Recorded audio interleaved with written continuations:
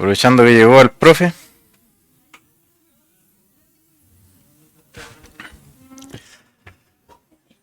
¿Cómo están, hermanos?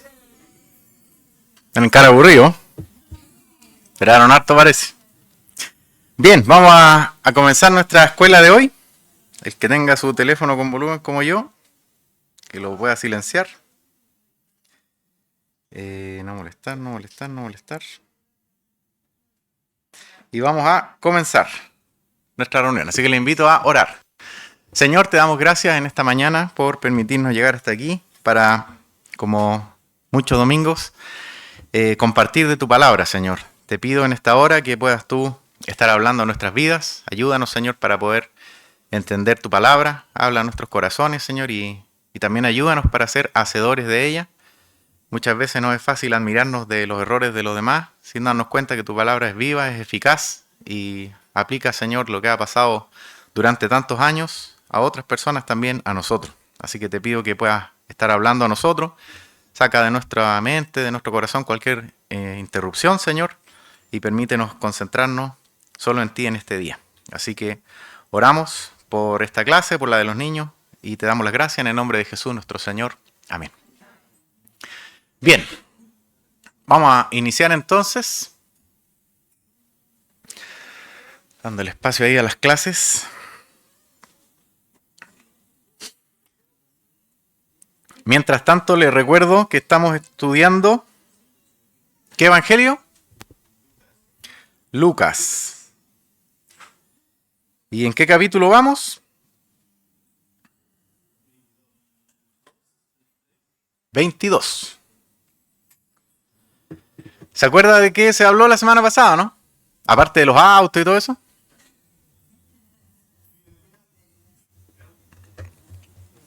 De la fidelidad, ¿cierto? Y habíamos visto una laminita, creo que la mostró el CRI ahí en la clase, donde más o menos se resumía lo que había estado pasando en los últimos días, como una cronología. ¿Se acuerda que había pasado el lunes de esa semana? No lo vimos en la clase pasada, pero recordando antes. Exacto, la entrada triunfal de Jesús a la ciudad, donde la gente lo esperó y gritó, Hosana, aquí viene el Rey, el Salvador, todos contentos. Eso ocurrió el lunes. Entre el martes, el miércoles, pasaron algunas cositas, ¿no es cierto? Y llegó el día jueves, donde el Señor Jesús participó de lo que era la última cena en conmemoración a la antigua Pascua e instauró la cena del Señor. ¿Ok? Y esa misma noche del jueves, ya tirando entre jueves por la noche y viernes por la madrugada, entramos en este capítulo 22 donde el Señor Jesús estuvo orando y le dijo a sus discípulos, hagan lo mismo, estén orando. ¿Ya? Y recordando entonces la clase pasada, Jesús estuvo horas orando, fortaleciéndose para esta prueba difícil que se le venía. La tentación, donde el diablo le decía, no lo hagas. No tienes para qué morir en esa cruz. Y él sudaba sangre, ¿no es cierto? Y estuvo ahí luchando contra todo esto y venció toda esa tentación. Continuó con su camino, decidió obedecer al Padre. Vemos entonces que vamos aquí a nuestra lectura. Dice el versículo 47, Lucas capítulo 22, mientras él aún hablaba. ¿Qué estaba hablando? ¿De acuerdo a lo que acabamos de conversar? Mire el versículo anterior. Estaba reprimiendo, no sé, no es cuál es la palabra, reprendiendo, exacto, gracias Miguel, a sus discípulos. Porque ellos le había dado la misión de quedarse orando y los había encontrado durmiendo, en más de una ocasión. Aquí un paréntesis. Recuerde que tenemos 4 evangelios y no es que entre ellos se contradigan ni nada de eso, sino que se complementan para contar mejor la historia, ya que son perspectivas de distintas personas. Entonces, a lo mejor aquí nos dice que los reprendió tantas veces, pero en otro evangelio sí lo da a entender, ¿ya? Entonces hay varias cosas que por eso es que cuando estamos haciendo la clase a veces vamos a Mateo, a veces vamos a Juan, vamos a Lucas, para poder ir complementando e ir cerrando de la mejor manera esta historia, con distintos detalles que distintos autores se dedicaron a escribir. Entonces, Jesús estaba ahí diciendo a los discípulos, oye, les dije que se quedaran orando, ¿qué están haciendo durmiendo? Y ocurre entonces esto, que es que mientras él aún hablaba con sus discípulos, se presentó una turba. ¿Con cuántos discípulos estaba Jesús en ese momento? Con 11. Veamos por favor Evangelio de Juan, capítulo 13.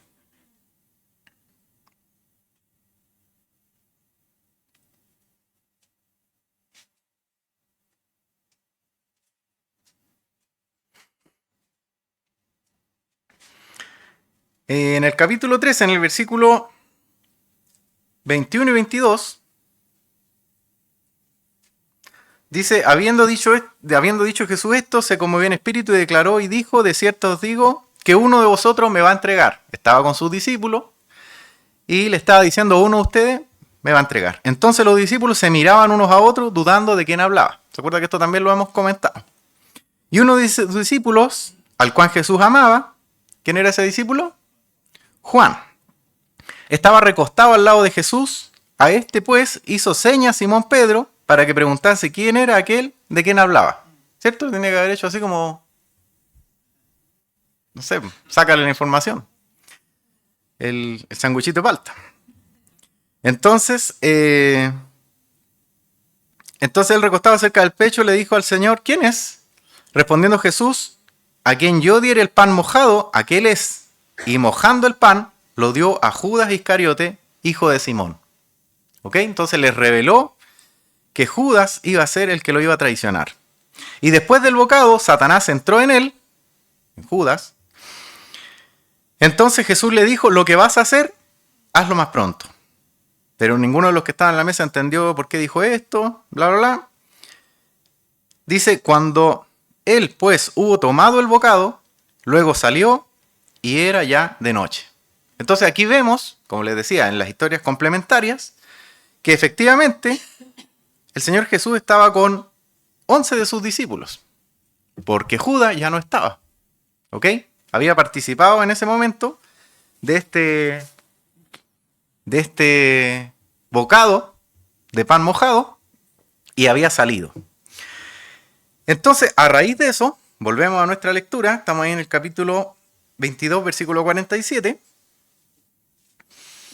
Se presentó una turba, hasta ahí llegamos, y el que se llamaba Judas, uno de los 12, iba al frente de ellos y se acercó hasta Jesús para besarle. Entonces, por esa razón es que Judas viene con la turba, ¿ok? Porque después que estaban en la cena, él se va, ya que tenía todo urdido de que iban a ir a arrestar a Jesús y él ya se había puesto de acuerdo con ellos de cómo lo iban a identificar y a quién tenían que aprender, que era con un beso, ¿cierto? Aquel que yo besare, ese es, les había dicho. Entonces, por esa razón él no estaba.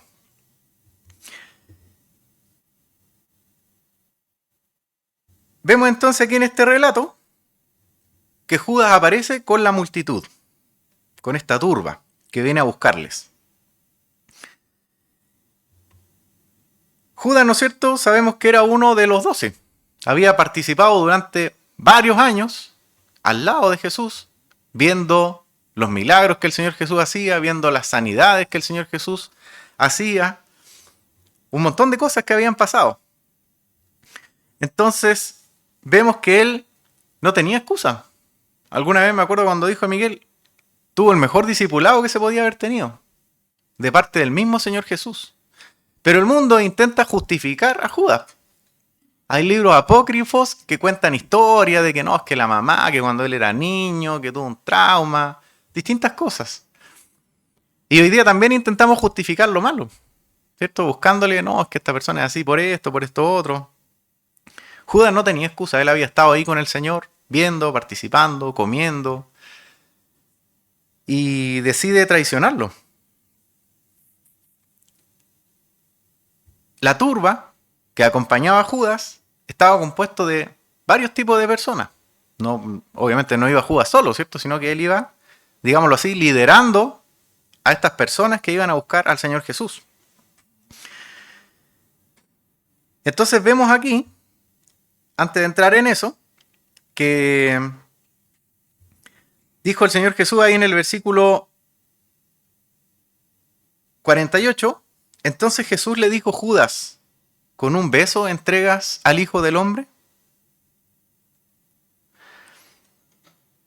Esta traición que hace Judas no es menor, porque el hecho de acercarse y de besarle era el sinónimo de alguien cercano. ¿Ok? Él podría haber dicho: mira, aquel que yo señale, al que le golpetee la espalda, me voy a parar al lado derecho de él y para que ustedes sepan quién es. Sino que él va y hace un acto cercano, aquel que yo besare. O sea, lo tiene que haber abrazado. Salve, maestro. Y el Señor Jesús se dispone a aceptar esta traición de Judas, que él ya sabía que iba a ocurrir. Entonces le dice: ¿con un beso entregas al Hijo del Hombre? Viendo los que estaban con él lo que había de acontecer, le dijeron: Señor, ¿heriremos a espada? Ocurre entonces que está la turba ahí y los discípulos se dan cuenta de lo que iba a suceder. ¿Qué iba a suceder? Que lo iban a arrestar, ¿cierto? Y probablemente no solo al Señor, sino también a los 11 discípulos que estaban con él. Es lo que ellos probablemente creían hasta ese momento. Entonces, como les decía, habían personas dentro de esta turba que iban a buscar al Señor, que ya habían premeditado durante mucho tiempo el arresto. ¿Y qué podemos decir entonces respecto a esta turba de personas? Por ejemplo, eran personas injustas. ¿Por qué razón? Porque iban con palos, iban con linternas, obviamente no como las que tenemos hoy día, ¿cierto? Imaginémonos 2000 años atrás, no sé cómo serían las linternas, pero era algo que servía para iluminar en la oscuridad. Como quien iba a buscar al peor de los criminales, preparados para lo que fuera. Y la pregunta es: ¿qué había hecho el Señor Jesús contra ellos? ¿Qué había hecho el Señor Jesús contra las autoridades judías? ¿Qué agravio tenía Jesús contra Dios como para que lo fueran a buscar de esa manera? Ninguna. Entonces, injustamente ellos van como si fuese contra el peor delincuente, en una especie de detención ciudadana, a agarrarlo con sus propias manos y hacer lo que tuvieran que hacer, con palo y todo. Otra característica de esta turba es que también eran insensatos. Se dejaron llevar por algunos, porque era una turba de un montón de personas. Entonces se dejaron llevar por aquellos que estaban en contra de Jesús, que querían prenderle. Los mismos que probablemente que habían estado ese lunes diciendo: Hosana, viva el rey, reconociendo su entrada triunfal, ahora estaban ahí movidos por lo que decían los otros, insensatamente. Ellos habían visto cómo Jesús expulsaba demonios, alimentaba multitudes, todo eso que los movió el día lunes a estar ahí con la camiseta puesta declarando: aquí viene el Señor. Ahora probablemente formaban parte de esta turba, muchos de ellos, insensatamente dejándose llevar por la influencia de las autoridades, de los que estaban ahí en esa turba. Otra característica de esta turba que llegó a buscarle puede ser la cobardía. ¿Por qué cobarde? Porque fueron de noche, tratando de pillarlo desprevenido. Quizás ellos pensaban que lo iban a encontrar durmiendo, armados, contra alguien que estaba indefenso.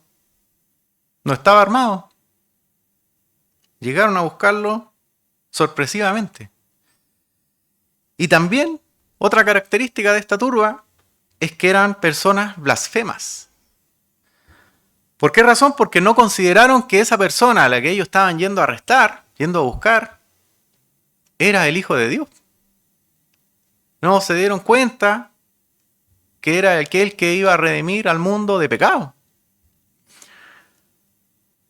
Sino que ¿cómo lo vieron? Vamos a enjuiciar a este, enjuiciar al Hijo de Dios, de parte de un hombre. Terrible, ¿no? Blasfemia. Y lo más triste es que de estas características que hemos leído son las mismas que vemos hoy día Espero que no en nosotros, que somos hijos de Dios, pero en otras personas. Cuando uno les habla de Cristo, cuando escuchan de Cristo, son insensatos, son blasfemos, son injustos. Lo mismo que tenía como característica esta turba que va a buscar al Señor, sigue ocurriendo al día de hoy. Bueno, esas eran las características de la turba. Y vemos entonces, volviendo al texto, que los que estaban con él, dijimos, cuando vieron lo que iba a ocurrir, le dijeron: Señor, ¿heriremos a espada? ¿Se acuerda lo que vimos en la lección anterior respecto a la espada, o no? ¿Qué fue lo que el Señor Jesús le había dicho?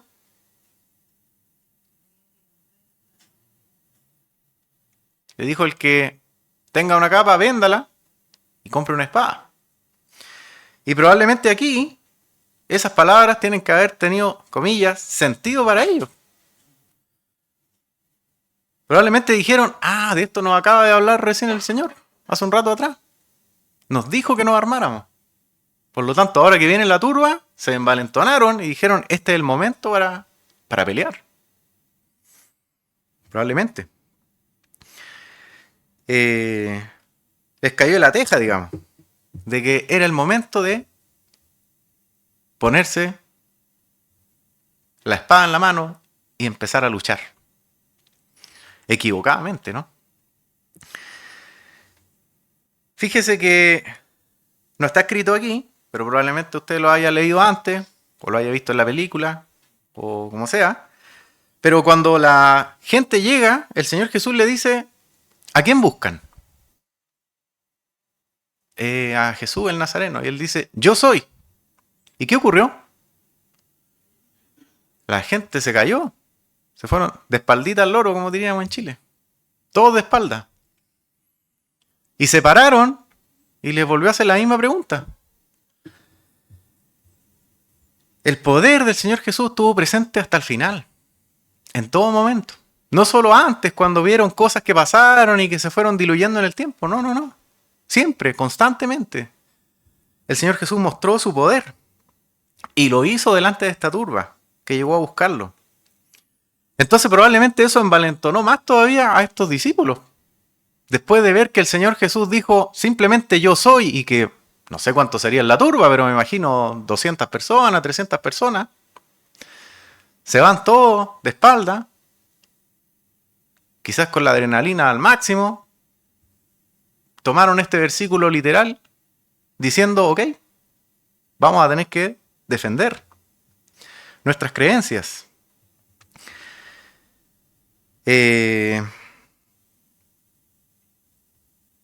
¿Heriremos a espada? Llegó el momento que nos estabas diciendo.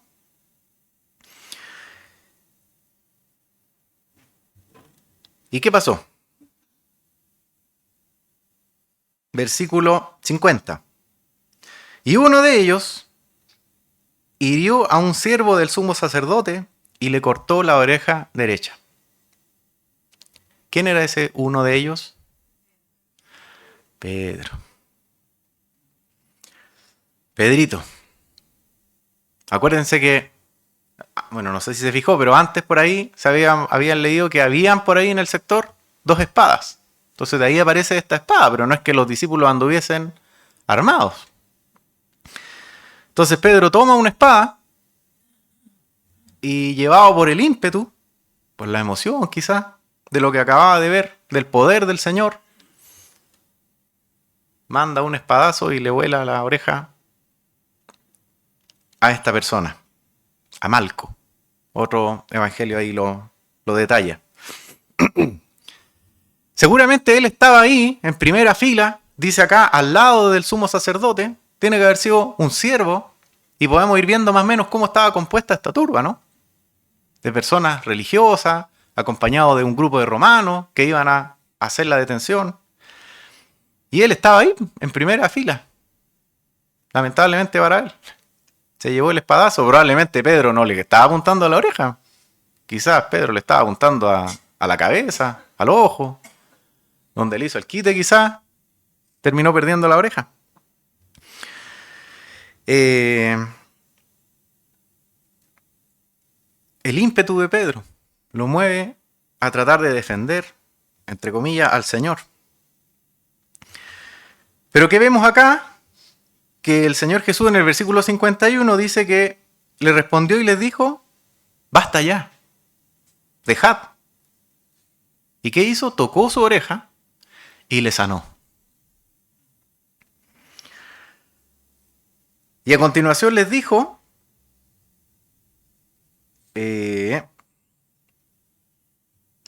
versículo 52, y Jesús le dijo a los principales sacerdotes, a los jefes de la guardia del templo y a los ancianos que habían venido contra él, como contra un ladrón, ¿habéis salido con espadas y palos?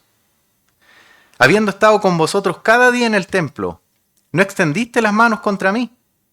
Mas esta es vuestra hora y la potestad de las tinieblas.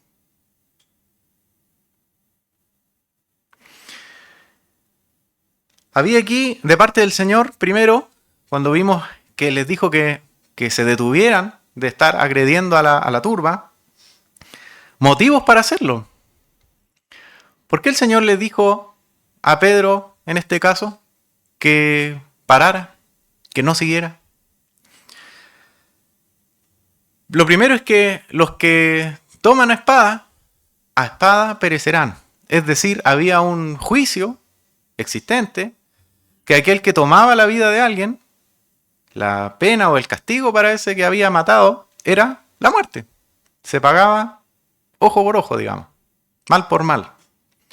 Por lo tanto, no era necesario que los discípulos entraran en eso. Lo otro es que obviamente el Señor tenía la potestad y la autoridad para callar a la turba sin necesidad de que los discípulos lo estuviesen defendiendo. Lo demostró antes cuando le dijo simplemente yo soy, que todos se fueron a tierra. Entonces él no necesitaba pajes de armas para que salieran a pelear por él. Y lo otro es que evidentemente esto escapaba completamente del plan divino. El propósito era que Jesús viniera acá, el Hijo de Dios, para morir por los pecados. Y se lo había dicho a los discípulos, es necesario que yo padezca y que resucite al tercer día. Por lo tanto, tampoco era correcto ponerse a pelear en ese momento, porque la voluntad de Dios era diferente. Era que Él fuese arrestado, que padeciera y que muriera. Y entonces les dijo aquí a los que habían venido en esta multitud, como contra un ladrón habéis venido, con espadas y palos. También les dijo, habiendo estado con ustedes en el templo cada día, no extendiste las manos contra mí. Pero esta es la hora y la potestad de las tinieblas. ¿Pudieron haberlo hecho antes? Claro que sí. Tuvieron muchas oportunidades. ¿Por qué no lo hicieron? La misma Biblia lo dice. Porque tenían el temor de qué iba a hacer el pueblo. ¿Cuál iba a ser la reacción del pueblo? Entonces, ¿qué hicieron? Fueron a buscar ahí a los romanos para que los ayudaran, para poder guiar esta turba. Lo fueron a buscar a oscuras, como ya dijimos. Pero ¿qué es lo que el Señor Jesús le dice con estas palabras? Miren, no es cuando ustedes quieran, sino que es cuando Dios lo permite. Y eso es lo que le está diciendo acá, cuando le dice, esta es vuestra hora y la potestad de las tinieblas. Este es el momento en que Dios les permite que puedan venir aquí a buscarme. Antes de eso, más allá de sus temores y de todo, el Señor Jesús no lo iba a permitir. Dice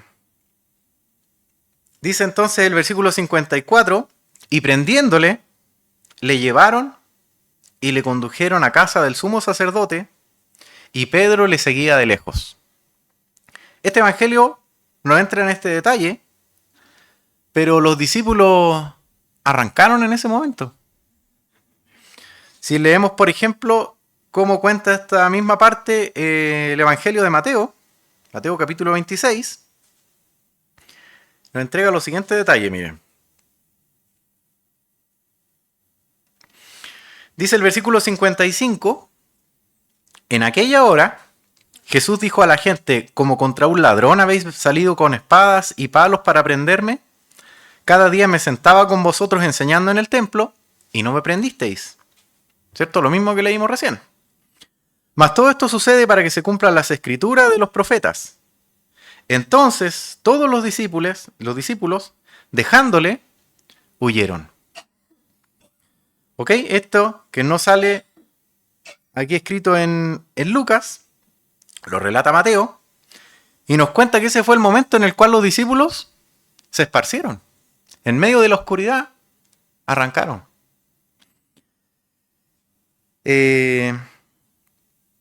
Por lo tanto, por eso es que lo que estábamos leyendo aquí dice que se lo llevaron, lo condujeron a la casa del sumo sacerdote y Pedro le seguía de lejos. Él había arrancado, aprovechando que estaba oscuro, nadie lo vio para dónde partió, pero él estaba atento y mirando para dónde iba la turba, llevaba fuego seguramente, pudo rastrearlo y aunque estaba lejos, estaba siguiendo los pasos de qué estaban haciendo con su maestro. Dice después, versículo 55, y habiendo ellos encendido fuego en medio del patio, se sentaron alrededor, y ahora Pedro, que estaba de tan lejos, dio un pasito más, y dice que se sentó también entre ellos, ¿sí? A la espera, escuchando qué es lo que iba a pasar, mirando ahí, escondido, camuflado. Pero una criada al verle, sentado ahí al fuego, se fijó en él y dijo, también este estaba con él. Pero él le negó diciendo, mujer, no lo conozco. Un poco después, viéndole otro, le dijo, tú también eres de ellos. Y Pedro dijo, hombre, no lo soy. Como una hora después, otro afirmaba diciendo, verdaderamente también este estaba con él porque es Galileo. Y Pedro dijo, hombre, no sé lo que dices. Y enseguida, mientras él todavía hablaba, el gallo cantó.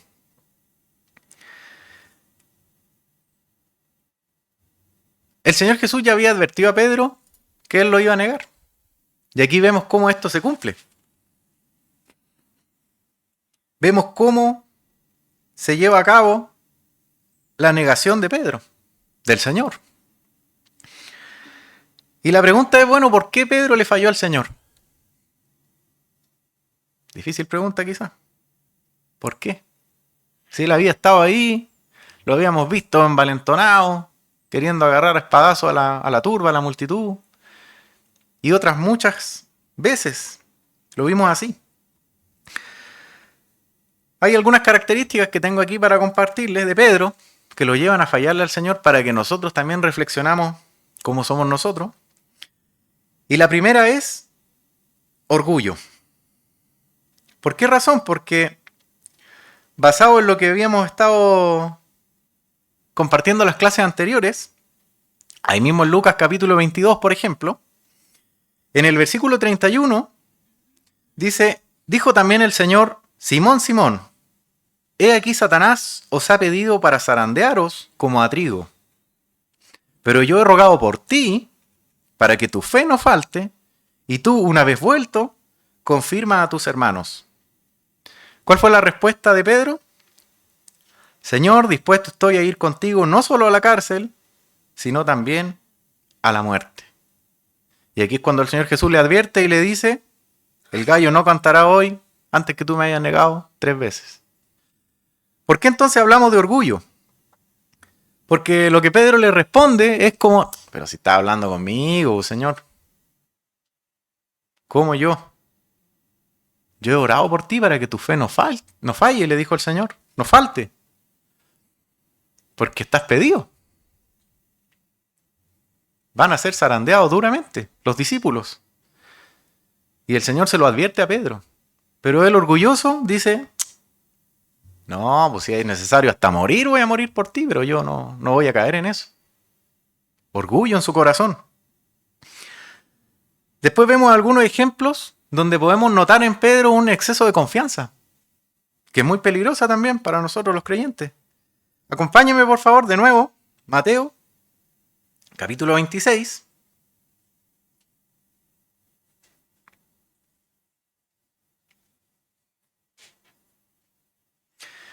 Vamos a leer desde el 27 para recordar el contexto. Dese cuenta usted mismo dónde estamos. Mire, dice, y tomando la copa y habiendo dado gracias, les dio,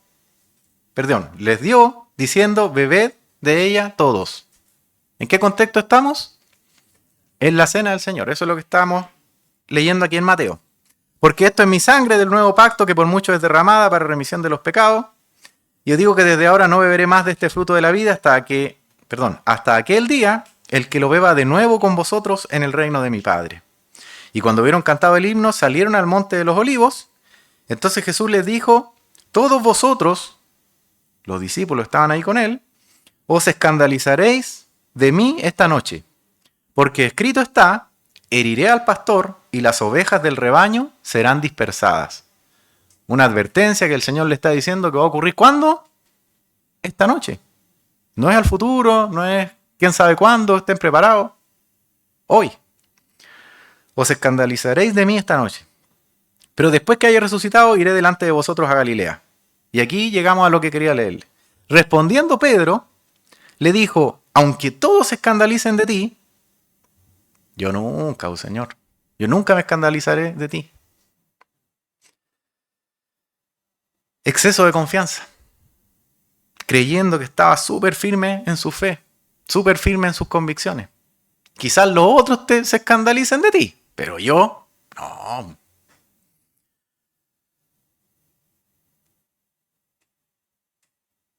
Cuando estaba Jesús en el monte, orando fervientemente en Lucas 22, ¿qué les dijo a los discípulos que hicieran? Orar. Y particularmente a Pedro, ¿qué le dijo? Que estuviera orando. ¿Y cómo lo encontró? Exceso de confianza.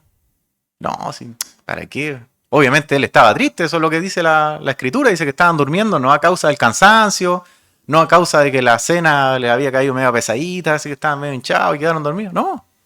Dice que estaban tristes. Les ganó la pena, digamos. Y por esa razón dormían. Pero no hay excusa. Él debió haber estado orando y sin embargo estaba durmiendo. Confiado en que a él no le iba a pasar.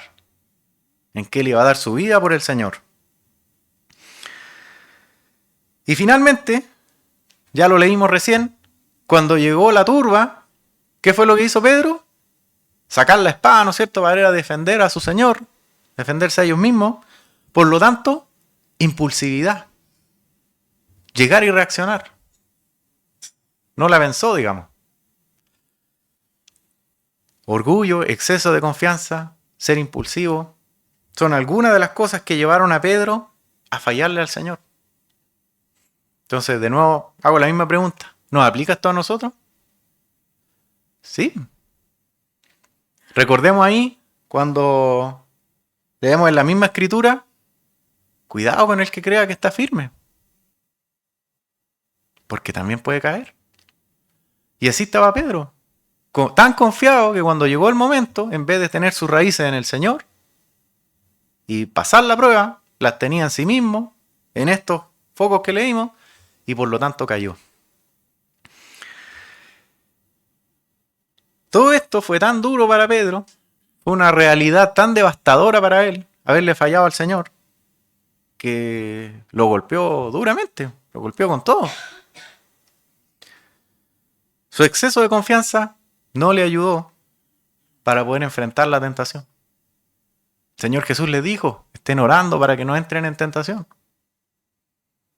Pero como él no estaba enfocado en el Señor correctamente, sino que más en su poder, termina ocurriendo todo esto. Aquí podemos ver que Pedro parte mal, pero ojo que termina bien. ¿Por qué lo digo? Porque acompáñeme por favor a Juan, capítulo 21.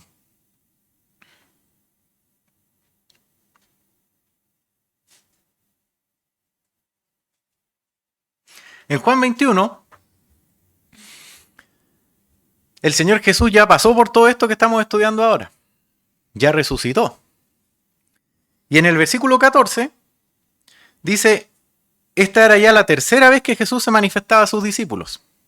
¿Ok? después de haber muerto, había aparecido a sus discípulos. Cuando hubieron comido, Jesús dijo a Simón Pedro: Simón, hijo de Jonás, ¿me amas más que estos? ¿Y qué dijo Pedro? Sí, Señor, tú sabes que te amo. Entonces el Señor, ¿qué le dice? Apacienta mis corderos. Volvió a decirle la segunda vez: Simón, hijo de Jonás, ¿me amas? Y Pedro le respondió: sí, Señor, tú sabes que te amo. Entonces le dijo: pastorea mis ovejas. Le dijo la tercera vez: Simón, hijo de Jonás, ¿me amas? ¿Y qué pasó con Pedro? Se entristeció de que le dijese la tercera vez: ¿me amas? Y le respondió: Señor, tú lo sabes todo. Tú sabes que te amo. ¿Qué le dijo Jesús? Apacienta mis ovejas. Pues hemos visto aquí en Lucas la caída de Pedro, ¿sí? Cómo él, después de haber creído estar tan firme, terminó negándole 3 veces. Y no me acuerdo si es que lo alcanzamos a leer, pero dice que salió afuera y lloró amargamente, destrozado, destruido, por lo que había ocurrido y por cómo se le había caído su mundo, en el cual él creía estar tan firme. Pero también vemos que él fue restaurado con esto que leímos aquí en Juan. Así como él le negó 3 veces, el Señor Jesús le preguntó 3 veces: ¿me amas? Y no fue el final de Pedro. Él no acabó, después de haber fallado al Señor, no acabó colgado de un árbol, sino que él gracias al poder de Dios, ¿no es cierto?, pudo ser restaurado y pudo continuar adelante con esta misión que el Señor Jesús le dejó. Él se puso triste cuando le preguntó por tercera vez, porque seguramente se acordó de lo mismo que había pasado tiempo atrás, que él 3 veces le había negado. Además, este relato ocurre más o menos en la misma hora del día en la cual él negó al Señor, porque esto fue temprano en la mañana. Probablemente todavía estaba medio oscuro. Recuerde, hasta el día de hoy los pescadores salen no a las 12 del día a buscar los peces, sino cuando está oscuro uno se levanta temprano y ellos ya están ahí esperando con los peces o los pescados. Entonces yo me imagino que Pedro tiene que haber visto todo lo que ese día le ocurrió. La hora, las preguntas. Quizá habían hasta gallinas, gallos por ahí que le hicieron recordar todo esto. Y se entristeció un montón. Pero el Señor le restauró, que es lo importante. No le dejó ahí, sino que fue restaurado. Y hay otras historias donde Pedro parte al revés. Parte súper bien y termina mal. Por ejemplo, cuando es la alimentación de los 5.000. ¿Se acuerda de ese relato, no? No lo busque, yo se lo voy a leer. Ya conocemos, ¿no es cierto?, que había una multitud de gente. Esto está en Mateo 14. Que después de haber escuchado un sermón, ¿no es cierto?, le dijeron: oye, pobre gente, no tiene que comer. Y el Señor Jesús multiplica panes, multiplica peces y alimenta a una multitud de 5.000 personas. Acto seguido pasa lo siguiente, miren. Voy a leer desde el 21. Dice: y los que comieron fueron como 5.000 hombres, sin contar las mujeres y los niños. Enseguida Jesús hizo a sus discípulos entrar en la barca y delante de él a la otra ribera, entre tanto que él despedía a la multitud. Eran tanta la gente que había sido comida y todo que él dijo: vayan ustedes, después voy yo. Despedía a la multitud, subió al monte a orar aparte, y cuando llegó la noche estaba solo, porque los discípulos se habían subido a una barca. Y ya la barca estaba en medio del mar, azotada por las olas, porque el viento era contrario. Mas a la 4ª vigilia de la noche Jesús vino a ellos andando sobre el mar. ¿Ya sabe lo que va a pasar, o no? Los discípulos, viéndole andar sobre el mar, se turbaron diciendo: un fantasma, y dieron voces de miedo. Pero enseguida Jesús les habló diciendo: tened ánimo, soy yo, no temáis. Entonces le respondió Pedro y dijo: Señor, si eres tú, manda que yo vaya a ti sobre las aguas. ¿Qué movió a Pedro? Su fe. Vamos, voy a caminar por encima del agua y voy a ir donde está el Señor. Entonces, y le dijo: ven. Y descendiendo Pedro de la barca, andaba sobre las aguas para ir a Jesús. Imagínense la cara de Pedro.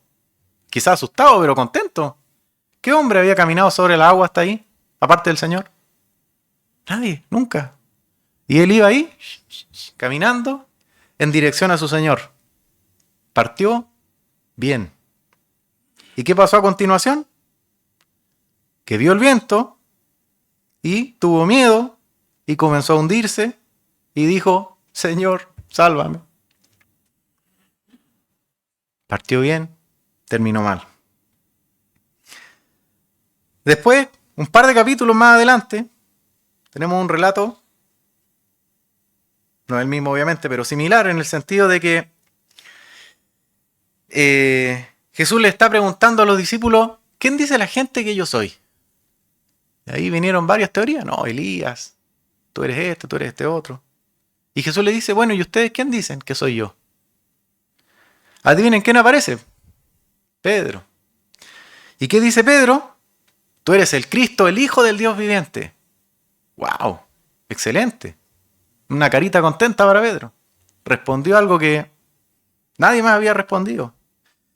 Jesús le dijo, bienaventurado eres, Simón, hijo de Jonás, porque no te lo reveló carne ni sangre, sino mi Padre que está en los cielos. Y más encima el Señor le dice, y yo también te digo que tú eres Pedro, y sobre esta roca edificaré mi iglesia, y las puertas del Hades no prevalecerán contra ella. ¿Cómo estaba Pedro? Bien. Dios le había revelado algo, se había ganado una carita contenta con el Señor. Acababa de recibir palabras alentadoras de parte del Señor sobre esta verdad que Pedro había dicho. Pero, versículo 21 dice, desde entonces comenzó Jesús a declarar a sus discípulos que le era necesario ir a Jerusalén y padecer mucho de los ancianos, de los principales sacerdotes y de los escribas, y ser muerto y resucitar al tercer día. ¿Qué hizo entonces nuestro amigo Pedro? Versículo 22 dice, entonces Pedro, tomándole aparte, comenzó a reconvenirle diciendo, Señor, ten compasión de ti. En ninguna manera esto te acontezca. ¿Cómo termina ahí Pedro? Mal, ¿no? Partió bien y se empezó a desinflar. A tal punto que, miren lo que le dice el Señor Jesús, pero él volviéndose dijo a Pedro, quítate delante de mí, Satanás. Me eres tropiezo porque no pones la mira en las cosas de Dios, sino en la de los hombres. Después que Pedro había declarado esta verdad tremenda de que Cristo era el Hijo del Dios viviente, su mirada estaba puesta en lo terrenal. No vayas a sufrir tú eso. No dándose cuenta que ese era el plan de Dios, que el mismo Señor se lo había estado diciendo tantas veces. Tengo que ir, tengo que padecer, tengo que morir y vencer a la muerte, resucitar al tercer día. Entonces, para terminar, fíjense una cosa. ¿Qué podemos aprender de Pedro y de todo esto duro que le pasó? Pedro se había jactado demasiado. Estaba muy firme en sus convicciones, en sus creencias. Creía ser el mejor de los discípulos probablemente. Se había jactado demasiado, pero había orado demasiado poco. Por eso estaba débil. Había actuado rápido y sus palabras habían ido demasiado lejos.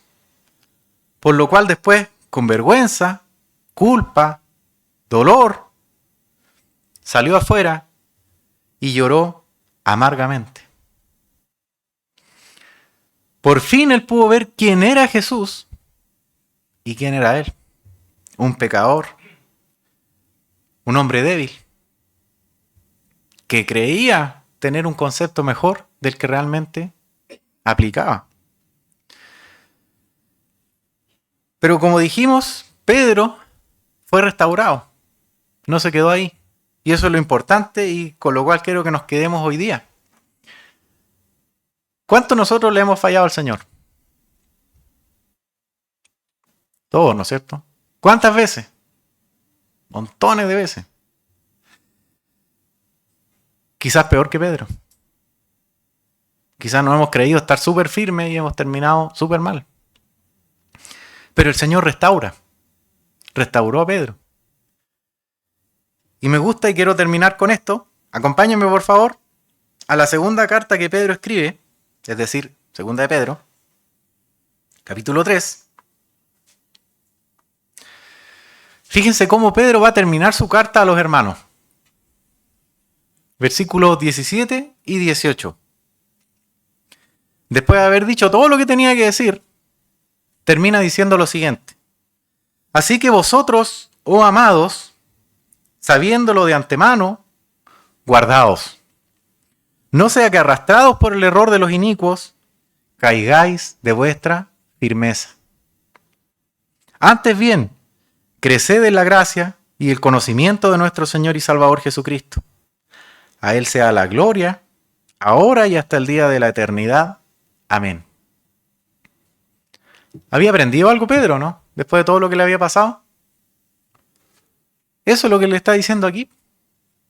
Después de toda su experiencia, de sus altibajos, de sus grandes fracasos, él puede ahora con autoridad escribir a los hermanos y decirles ¿qué cosa?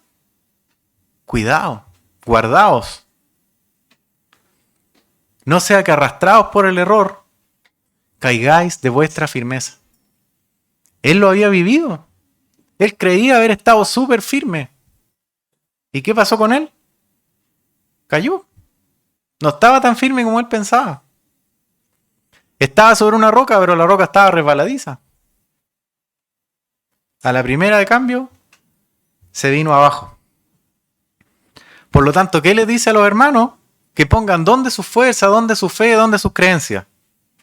En el Señor Jesús. Creced en la gracia y el conocimiento de nuestro Señor y Salvador Jesucristo. A Él sea la gloria.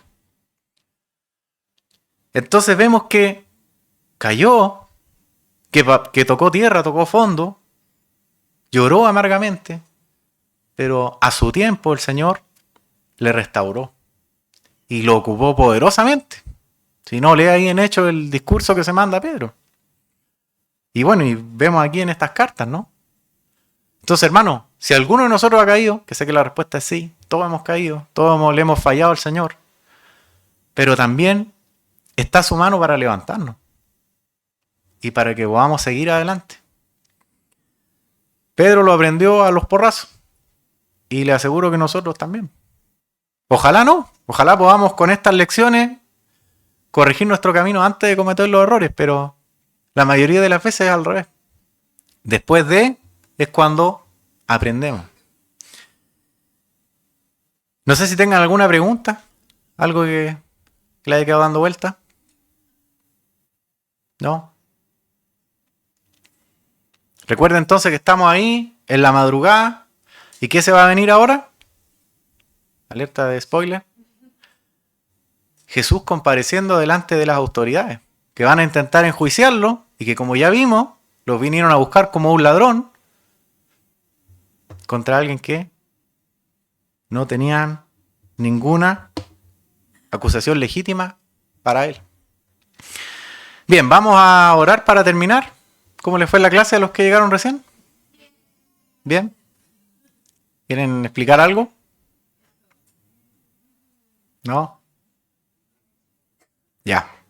Vamos a orar entonces para terminar. Señor, te agradecemos por tu palabra que nos enseña, que nos corrige, que nos muestra tu actuar y también el de la humanidad, como compartíamos recién, que no cambia con el tiempo. Seguimos siendo muchas veces insensatos y tantas otras cosas, Señor, orgullosos. Te pedimos que tú puedas tocar nuestros corazones, Señor, puedas ayudarnos a cambiar y podamos ser obedientes, Señor, a ti, para que podamos reflejar a tu Hijo Jesucristo en nuestras palabras, en nuestros actos, en todo lo que hagamos. Señor, te pido que tu palabra, a través de las lecciones que hemos compartido, puedan hacer, Señor, tener efecto en nuestras vidas, para que podamos ser restaurados de tantos errores, Señor, que hemos cometido y que cometemos, para que nada, Señor, nos impida seguir adelante, buscando hacer tu voluntad y pudiendo ser también usados por ti, Señor. Te pido que nos ayudes, que nos guíes, y te doy nuevamente las gracias por permitirnos estar aquí, escuchando y compartiendo de tu palabra, Señor. Gracias te damos en el nombre de Jesús, nuestro Señor. Amén. Bien, hermanos, pueden pasar entonces a un